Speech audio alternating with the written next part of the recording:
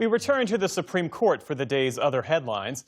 The justices also ruled today that constitutional privacy protections apply to cell phone location data. At issue was the police use of what's known as geofence warrants to locate all devices near the scene of a crime back in 2019.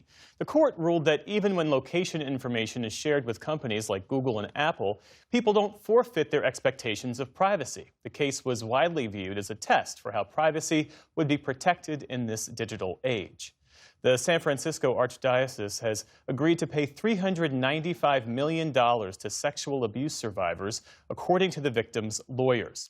It settles the claims of more than 500 survivors, the vast majority from decades ago, who said they were sexually abused by members of the clergy. In a statement, San Francisco's Archbishop said, quote, "While no financial settlement can erase the painful legacy of past actions, let us pray that God's grace may help to heal all those affected." The San Francisco Archdiocese and dozen other dioceses nationwide have declared bankruptcy as a direct result of child sexual abuse lawsuits. Global health officials say more than 1,300 deaths have been linked to the record heat wave blanketing Europe. That toll is likely to rise as France alone reported at least 1,000 deaths above normal last week during some of the country's hottest ever days for the month of June. In Berlin over the weekend, police shot water cannons to cool down sweltering crowds. And in Budapest, Hungary, temperatures today soared to more than 100 degrees Fahrenheit, far above normal even for summer. I hardly left home, and I'm sweating all over. This is simply unbearable. 28 degrees Celsius, that used to be summer. I don't know what this is now. What is coming to us after this?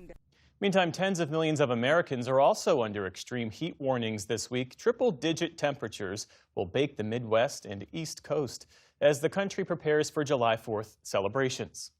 While dangerous heat settles in over the eastern U.S., wildfire conditions remain critical out west.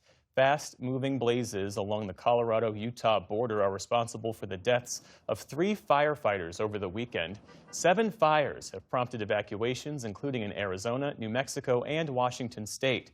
Meantime, in Kentucky and Tennessee, at least 4 people were killed following severe storms this weekend that triggered flash floods. Kentucky remains under a state of emergency as cleanup there continues. In Afghanistan, UN officials there say Pakistani forces conducted overnight strikes that killed at least 28 people, including women and children. An Afghan official promised that the country would retaliate. Villagers sifted through buildings that were reduced to rubble. The top Pakistani official said dozens of militants were targeted and killed in the strikes. This latest escalation follows months of cross-border fighting that's killed hundreds. Multiple rounds of talks have so far failed to produce a ceasefire. In Ukraine, a wave of Russian strikes killed at least 11 people and injured dozens more today. One of the strikes happened in Dnipro, killing 5. Another hit this minibus in Zaporizhzhia, killing 3, including a child. The attacks follow Ukraine's own heavy drone assault against a major Russian oil refinery this past weekend, the latest in a number of long-range strikes against Russian energy facilities in recent months. Russia's President Vladimir Putin acknowledged for the first time that his country was facing a fuel shortage as a result. Problems persist for both drivers and businesses. Queues at petrol stations, unfortunately, also remain.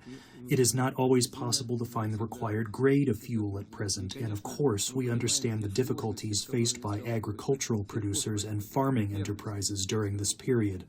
Putin later insisted to Russian state TV that the strikes will not bring Moscow back to the negotiating table. Comcast is planning to split itself into 2 separate companies again. The corporate giant announced plans to spin off its remaining media enterprises, NBC Universal and Sky, into one entity. The other would focus on its broadband internet and wireless services. The planned move comes just months after Comcast separated most of its cable TV networks, such as CNBC and MS Now. Comcast shares rose sharply on the news. Meantime, it was a positive day overall for Wall Street. The Dow Jones Industrial Average added more than 0.5%. The Nasdaq shot up by more than 2%, and the S&P 500 ended a 5-day losing streak. And some World Cup spoilers ahead. 5-time tournament champ Brazil beat Japan 2-1 today in a match that was a nail-biter until the very end.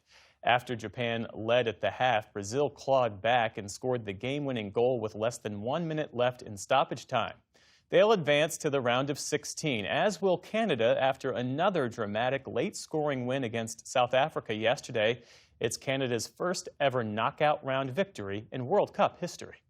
Still to come on the News Hour, new education guidelines in Texas challenge the separation of church and state. And Tamara Keith and Amy Walter break down the latest political headlines.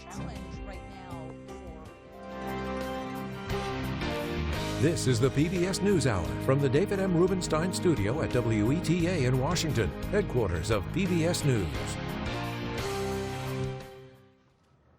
Support journalism you trust. Support PBS News. Donate now, or even better, start a monthly contribution today.